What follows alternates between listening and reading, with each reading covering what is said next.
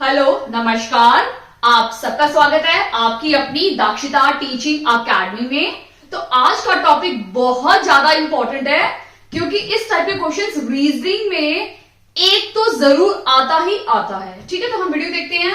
आपने देख लिया यहाँ पे कि क्या लिखा है मैंने, एज प्रॉब्लम यानी आयु से संबंधित प्रश्न जरूर पूछे जाते हैं रीजनिंग में, चाहे आप कोई भी एग्जाम दे लो। ठीक है, अब हम देखते हैं इसका बेसिक कॉन्सेप्ट कि एज के क्वेश्चन का बेसिक कॉन्सेप्ट क्या होता है। आपको दो चीजें ध्यान देनी है। कौन सी एज आपको क्वेश्चन में दी हुई है, यानी गिवन एज, क्या गिवन दिया हुआ है। ठीक है, क्वेश्चन में क्या गिवन है, पास्ट है, प्रेजेंट है या फ्यूचर है, और कौन सी एज आपको निकालनी है। ठीक है, आपको प्रेजेंट निकालना है, फ्यूचर की एज निकालनी है या पास्ट की एज निकालनी है। दोनों चीजें आपको बहुत ध्यान से देखनी है और फिर आपको क्वेश्चन करने हैं। ठीक है, अभी मैं आपको एक और कॉन्सेप्ट आपको समझाना चाहती हूँ कि एज के क्वेश्चंस में, कि एज में तीन तरह के क्वेश्चन आते हैं। पास्ट का आता है, प्रेजेंट का आता है और फ्यूचर का आता है। ठीक है, ये तो आपको अच्छे से पता होगा। ठीक है, अब कई बार ऐसा होता है कि पास्ट की चीजें दी होती हैं। ठीक है, आपको प्रेजेंट निकालना है और फ्यूचर निकालना है। अगर पास्ट दिया हुआ है क्वेश्चन में, या पास्ट की एज दी हुई है या रेशियो दिया हुआ है, कुछ भी क्वेश्चन में पास्ट से रिलेटेड कुछ भी दिया हुआ है और आपको प्रेजेंट और फ्यूचर निकालना है, उस टाइम पे आपको इस एज में प्लस करना है। पास्ट में प्लस करोगे तो आपको प्रेजेंट मिलेगा, प्रेजेंट में प्लस करोगे तो आपको फ्यूचर की एज मिलेगी। ठीक है, बट कई बार ऐसे क्वेश्चंस होते हैं जिसमें प्रेजेंट एज दी होती है। ठीक है, तो उस टाइम पे आपको पास्ट निकालनी होती है और फ्यूचर निकालनी होती है। तो क्या करोगे, क्योंकि प्रेजेंट एज क्वेश्चन में दी हुई है तो पास्ट निकालने के लिए हम क्या करेंगे, माइनस करेंगे, और फ्यूचर निकालने के लिए हम क्या करेंगे, उसको प्लस करेंगे। ठीक है, और फिर एक थर्ड सिचुएशन आती है जिसमें आपको फ्यूचर की एज दी होगी। उस टाइम पे आपको प्रेजेंट एज निकालनी है और पास्ट एज निकालनी है, यानी प्रेजेंट के लिए भी आपको माइनस करना पड़ेगा क्योंकि आप फ्यूचर से पीछे आ रहे हो। ठीक है, और पास्ट निकालने के लिए भी माइनस करना पड़ेगा। ठीक है, अभी जो माइनस वाले अगर आप देखोगे, ये माइनस हो रहा है, ये माइनस हो रहा है, क्योंकि आप प्रेजेंट से पास्ट यानी पीछे आ रहे हो। आप यहां पे भी पीछे आते जा रहे हो, इसलिए माइनस होगा।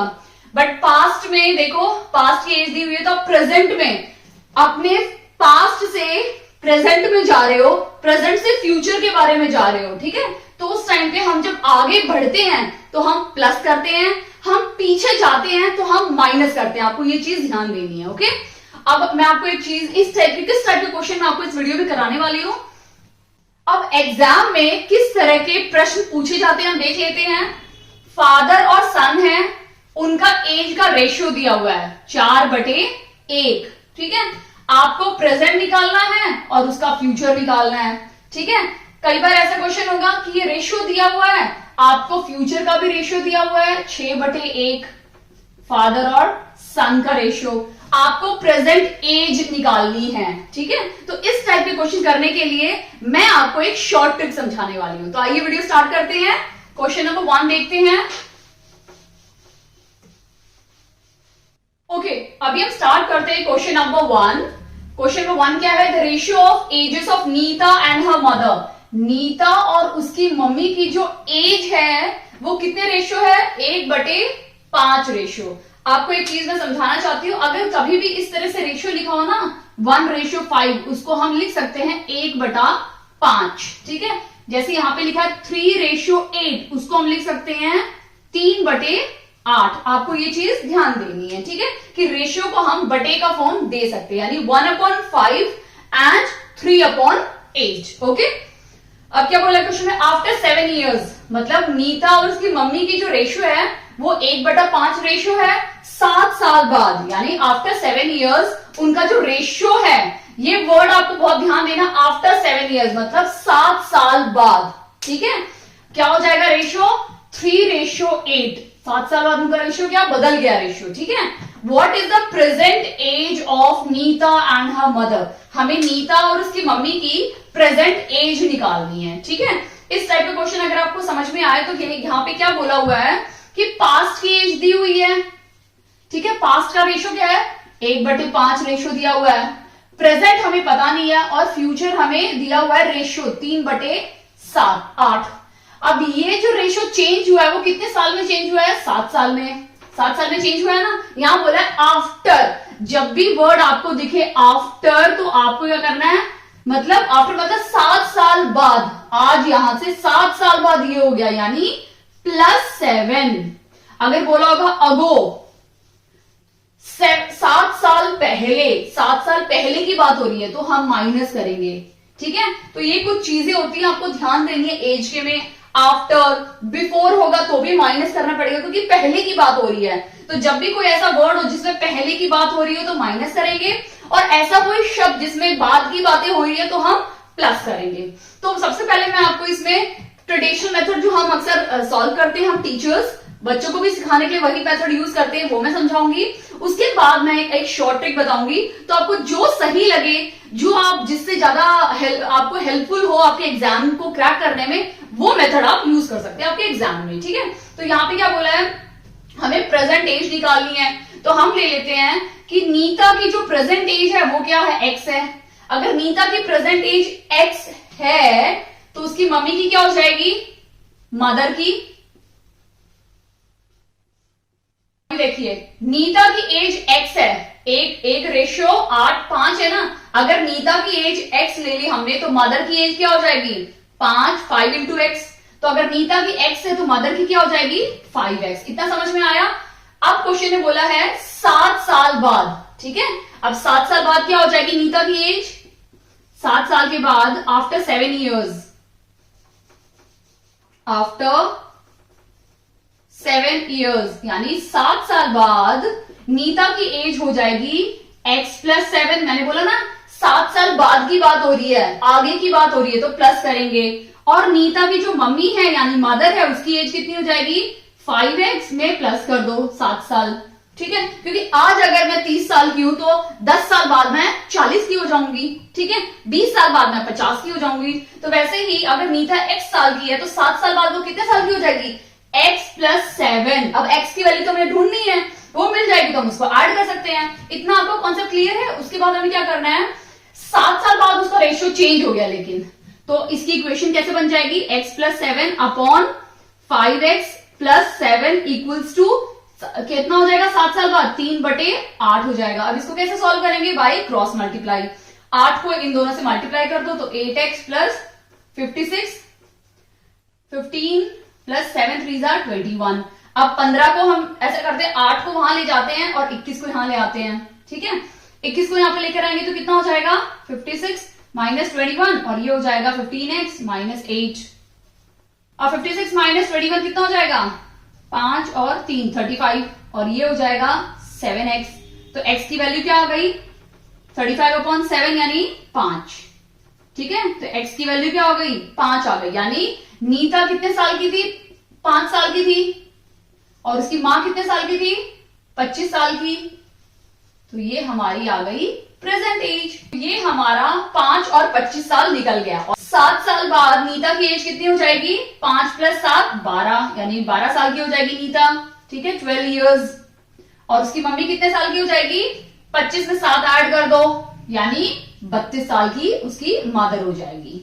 ठीक है, ये फ्यूचर एज है और ये उनकी प्रेजेंट एज है। समझ में आया। आई होप आपका कॉन्सेप्ट काफी हद तक क्लियर हो गया होगा। तो इसका आंसर है हमारा 5 इयर्स, क्योंकि हमें नीता और उसकी मम्मी की प्रेजेंट एज निकालनी थी। तो नीता की अभी फिलहाल 5 साल है और उसकी मम्मी 25 साल की है। 7 साल के बाद नीता हो जाएगी 12 साल की और उसकी मां हो जाएगी 32 यानी 32 साल की। ठीक है, आई होप आपको अच्छे से क्लियर हो गया है। तो इस तरह से आपको ये ट्रेडिशनल मेथड जो हम बच्चों को भी सिखाते हैं और हम इसका अक्सर इसका यूज हम करते हैं सॉल्व करने में। अब मैं आपको एक शॉर्ट ट्रिक बताती हूं, अगर आपको वो अच्छी लगे तो आप उसको वीडियो में यूज करके अपने आंसर्स निकाल सकते हैं। ठीक है, अभी मैं आपको वो शॉर्ट ट्रिक समझाऊंगी कि इन क्वेश्चंस को सॉल्व करने के लिए शॉर्ट ट्रिक क्या है। ठीक है, तो सबसे पहले मैं दोनों रेशियो लिख देती हूँ, 1/5 और 3/8। ठीक है, अब कितने इयर्स है, 7 इयर्स के बाद की बात हो रही है। टाइम कितना दिया हुआ है, 7 इयर्स। ठीक है, तो सबसे पहले हम नीता की एज निकालते हैं। नीता की एज कैसे निकालेंगे, एक है नीता, ये दोनों नीता की एज है और ये उसकी मदर की एज है। तो 1 इंटू टाइम कितना है, 7 इंटू आपको इन दोनों के बीच का डिफरेंस निकालना है, यानी 8 - 3 कितना हो जाएगा, 5। ठीक है, ये हो गया ऊपर का, समझ में आ गया आपको। ऊपर के भी क्या करना है, ये 1 नीता का है तो 1 लिखो इनटू टाइम लिखो और इन दोनों का जो बाद के जो रेशियो है उसका डिफरेंस लिख दो यहां पे, ठीक है। इतना समझ में आया। अब डिनोमिनेटर में हमें क्या लिखना है, हमें इन दोनों को क्रॉस मल्टीप्लाई करना है, यानी 5 3 जा 15 माइनस 8 1 जा 8, ठीक है, कर दिया। अब 7 अब लिख देते हैं 7 इंटू 5 और ये जब सब्ट्रैक्ट करेंगे तो क्या आएगा हमारा आंसर, ठीक है। अब 7 7 कैंसिल हो गया तो हमें क्या मिला 5, यानी 5 साल किसकी एज है, नीता की एज है। अब इसकी मदर की एज निकाल लेते हैं हम लोग, इसी मेथड से आया ना, पहले भी हमारा आंसर 5 आया था, अभी 5 आ गया। अब नीता की मदर की निकाल रहे तो हमें मदर वाले लेने हैं, यानी 5 इंटू मैंने क्या बोला था टाइम 7 इंटू दोनों का डिफरेंस ही 5 था, अपॉन फिर से क्रॉस मल्टीप्लाई करोगे तो हमारा आंसर क्या आया था 7 आया था ना हमारा ये आंसर।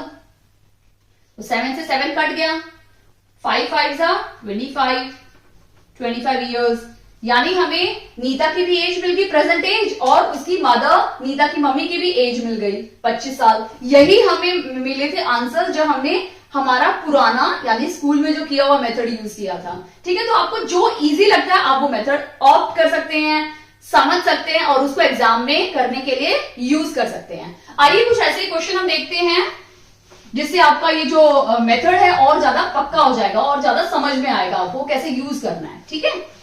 कभी हम क्वेश्चन नंबर 2 देख लेते हैं।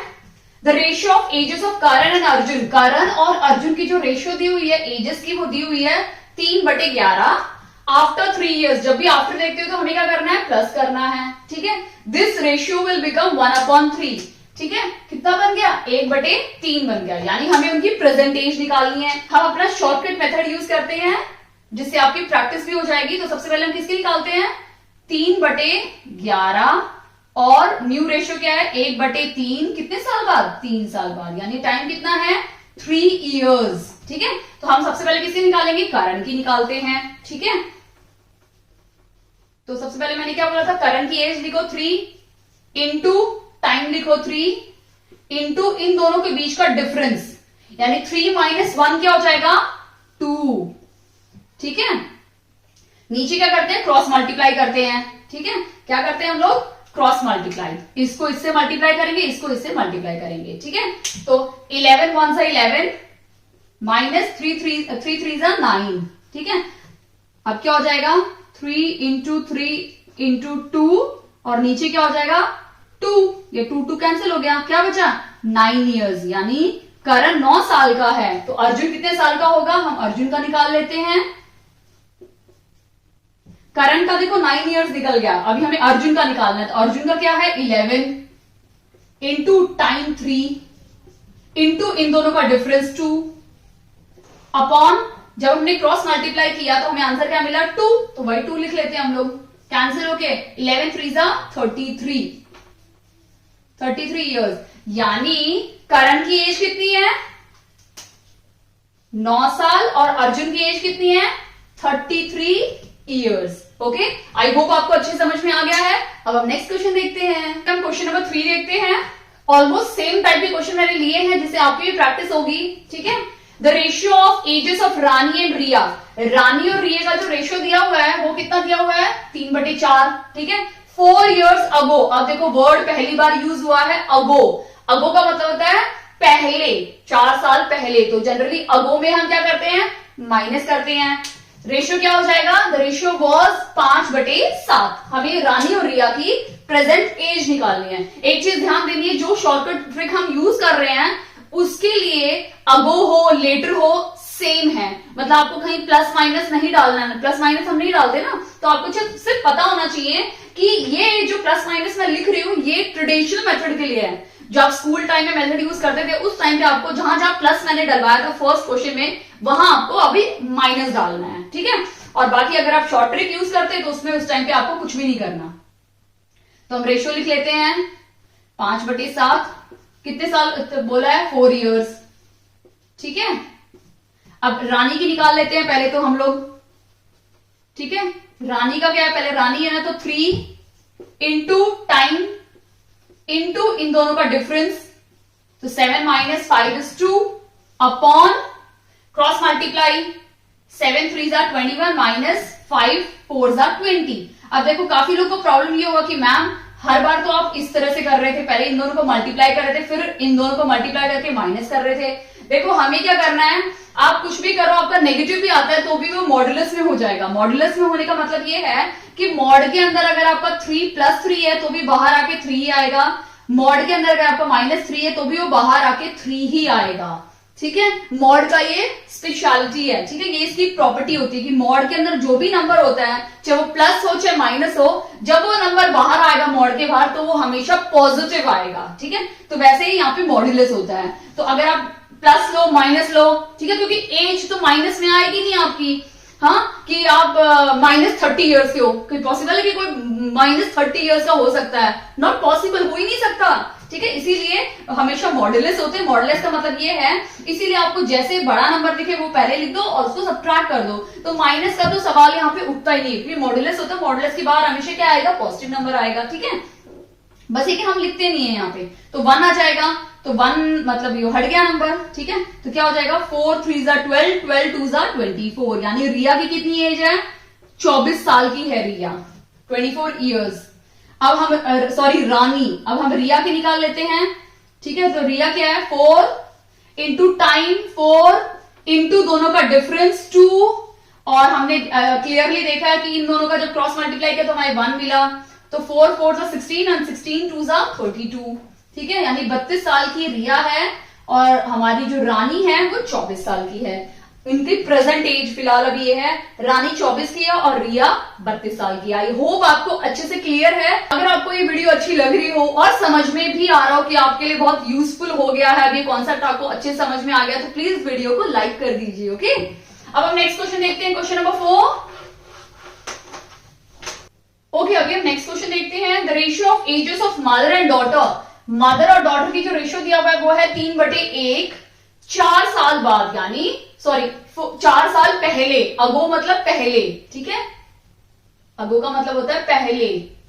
पहले तो पहले होगा तो हम माइनस करेंगे, क्योंकि हम प्रेजेंट से फ्यूचर में जा रहे हैं, प्रेजेंट से हम पास्ट में जा रहे हैं, तो अगो, तो रेशियो क्या हो जाएगा, 4/1। ठीक है, हमें मदर और डॉटर की प्रेजेंट एज निकालनी है, तो हम क्या करेंगे, रेशियोज लिखेंगे, 3/1, 4/1, और कितने टाइम दिया हुआ है, 4 इयर्स दिया हुआ है। ठीक है, 4 इयर्स का टाइम दिया हुआ है। तो सबसे पहले हम किसका निकालेंगे, मदर का, फिर किसका निकालेंगे, डॉटर का। तो मदर के लिए हम क्या करेंगे, 3, नेक्स्ट क्या करते हैं, टाइम इंटू इन दोनों का डिफरेंस, यानी 3 अपॉन 4 1 4 माइनस 3 1 3, यानी 4 - 3 यानी 1, ये 1 हो जाएगा, तो 4 3 12, 12 3 36 ईयर्स, यानी मदर की एज कितनी है, 36 साल। ठीक है, अब हम डॉटर की निकाल लेते हैं। डॉटर की कितनी एज होगी, 1 इंटू टाइम 4 इयर्स इंटू इन दोनों का डिफरेंस 3, और नीचे अगर करेंगे तो 1 आएगा हमारा, तो 4 3 12, यानी डॉटर कितने साल की है, 12 साल की है। जब डॉटर 12 साल की, उसकी प्रेजेंट एज 12 साल है, तो उसकी मदर कितने साल की है, 36 इयर्स की है। ठीक है, आई होप आपको अच्छे से समझ में आ गया ये दोनों क्वेश्चंस। ओके, तो क्वेश्चन नंबर 5 आपका होमवर्क है, आप इसको सॉल्व कीजिए और मुझे कमेंट सेक्शन में कमेंट करके बताइए कि इसका आंसर क्या होगा, और आपको ये मेथड कैसा लगा, इजी लगा या आपको डिफिकल्ट लग रहा है, आपको ट्रेडिशनल यानी पुराना जो स्कूल मेथड है वही अच्छा लग रहा है, तो आप वो कर सकते हैं, बट मुझे कमेंट करके जरूर बताइए। वीडियो अच्छी लगी हो तो प्लीज इस वीडियो को लाइक कीजिए, चैनल पे नए हैं तो प्लीज चैनल को सब्सक्राइब कीजिए, दाक्षिता टीचिंग अकेडमी, और वीडियो को इतना पेशेंसली देखने के लिए